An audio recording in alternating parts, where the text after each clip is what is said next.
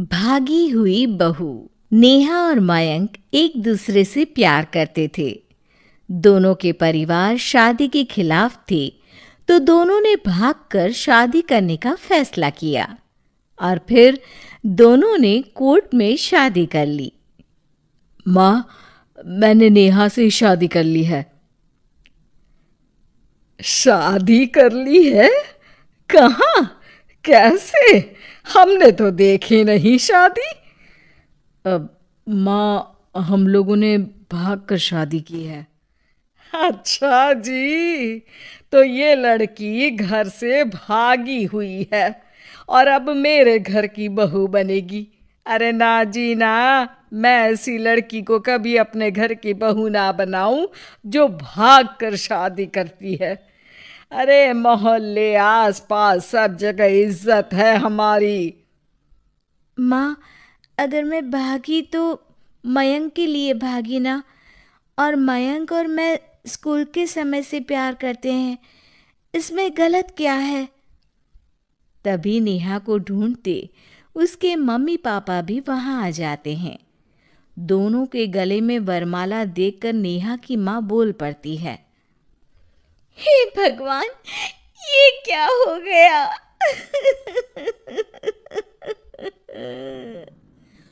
वो जोर जोर से रोने लगती है। नेहा, तेरे लिए हमने इतना अच्छा रिश्ता पक्का किया था। मयंक में क्या है? अरे ना तो कमाता है, ऊपर से नशा भी करता है। अरे क्यों शादी की तूने इससे? तू तो हमारी इकलौती बेटी है बेटा। अरे देखिए बहन जी, मेरे बेटे के लिए कुछ कहने की जरूरत नहीं है। हाँ, हम नहीं आए थे आपकी बेटी का हाथ मांगने। अरे कुछ नहीं करता तो कोई भूखे नहीं मार देंगे आपकी बेटी को। देखिए कितना बड़ा घर है हमारा, और भगवान की दुआ से दूध दही की नदियाँ बहती हैं। जैसे तैसे कर लोगों के सामने अरेंज्ड मैरिज दिखा घर वाले दोनों की शादी की पार्टी भी दे देते हैं। पार्टी में बुआ सास। अरे भाग कर शादी कर ली थी दोनों ने। लड़की को देखो, शक्ल से तो चालाक लग रही है। क्या? अरे पर रीटा बहन तो बोल रही थी कि दोनों की अरेंज्ड मैरिज है। तभी चाची कहती है, अरेंज्ड? अरे रीटा, अरेंज्ड करती तो कैसे इतने बड़े घर की लड़की लाती? लड़के में है क्या? अरे सिर्फ दिखता अच्छा है ना, पर ना कमाता न धमाता, उल्टा नशा अलग से करता है। अरे पता नहीं भागी हुई लड़कियां किसी घर में टिकती भी है कि नहीं। दिन बीतते जाते हैं। एक दिन, अरे रीटा, हम लोगों को 2 दिनों के लिए पंजाब जाना पड़ेगा।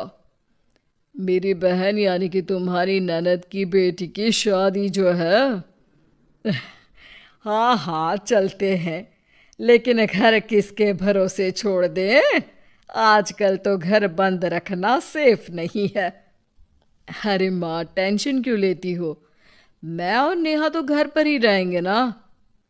अरे हाँ हाँ, तू तो मेरा बेटा है, लेकिन सच कहूँ मुझे इस लड़की पर रत्ती भर विश्वास नहीं है।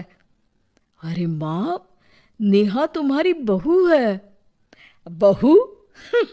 अरे जो लड़की भाग कर शादी कर सकती है, वो घर पर चोरी भी तो कर सकती है। मयंक को माँ की बात का बड़ा बुरा लगता है। वो नेहा की तरफ देखता है जिसकी आंख में आंसू भरे होते हैं। माँ जी, आप अपनी अलमारी में ताला लगा लो। हाँ हाँ, तो वो तो लगा ही दूंगी, लेकिन कहीं तू घर का बाकी का सामान भी। अरे भाई, भागी हुई लड़की का क्या भरोसा। धीरे धीरे दिन बीतते हैं। एक दिन नेहा घर के बाहर गार्डन में पेड़ों को पानी दे रही थी, तभी पड़ोस की बहू, अरे नेहा, कैसी हो? बहुत सुना है तुम्हारे बारे में, लेकिन तुम तो दिखती ही नहीं हो।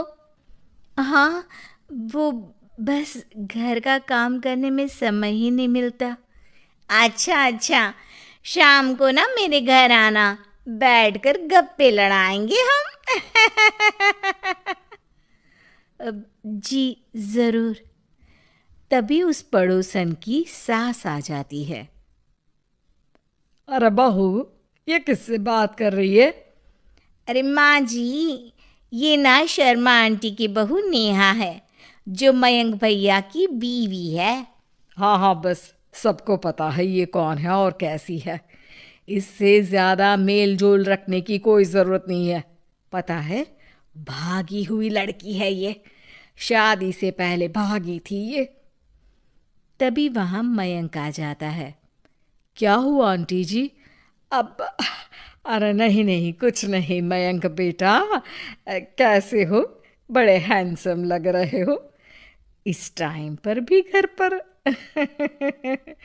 अरे हाँ हाँ, अच्छा मैं भूल गई थी, तुम वैसे कोई काम धाम करते ही नहीं हो ना। अच्छा ठीक है, चलो फिर मिलते हैं। मयंक नेहा के सामने अपनी और उसकी बेइज्जती सुनकर परेशान हो जाता है। कोई बात नहीं, रहने दीजिए, आप परेशान मत हो, सब ठीक हो जाएगा। एक दिन नेहा की माँ उसके घर आती है। अरे आइए आइए, कैसे आना हुआ? नेहा को लेने आई है क्या? अरे नहीं नहीं बहन जी, अब तो नेहा मयंक की बीवी है, मैं तो उसे करवा चौथ देने आई थी। माँ ने सास और नेहा को सोने का सेट दिया, खाने पीने के ढेर सारे सामान देकर कहती है, बहन जी, मैंने ये सब अपनी बेटी की किसी कामकाजी अच्छे पढ़े लिखे परिवार के लड़के से शादी करने के लिए रखा था, लेकिन नेहा को मयंक पसंद था, तो उसकी शादी अच्छे से नहीं कर पाई। अरे बस बस, हम लोगों को सुनाने की जरूरत नहीं है।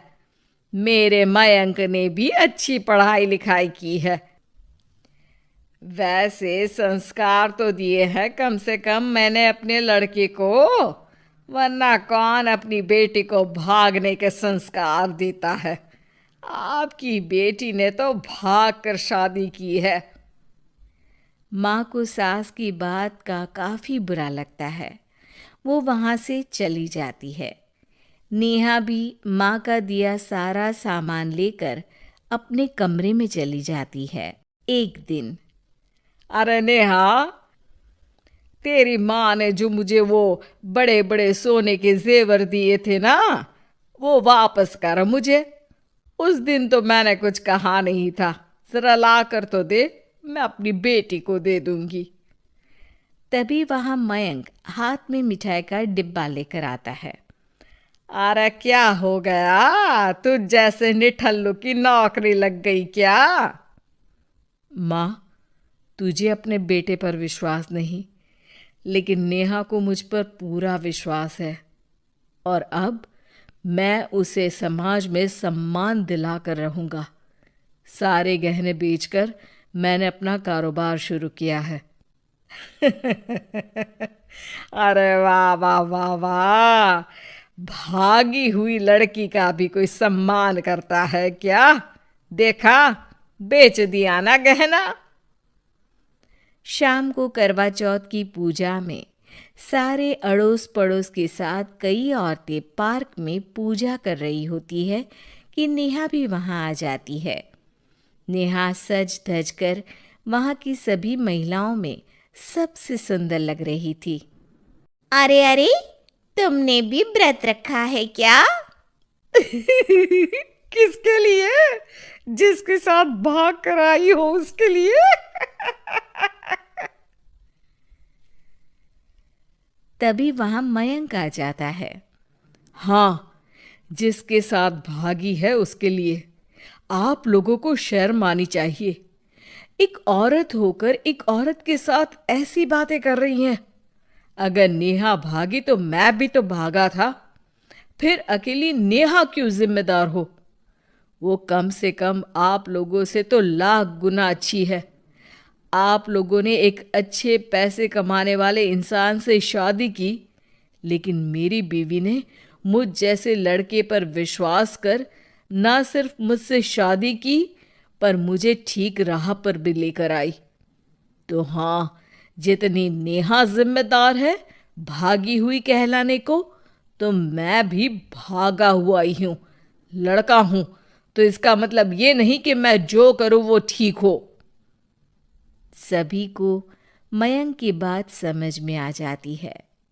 वो नेहा को गले लगाकर साथ में पूजा करने लगते हैं।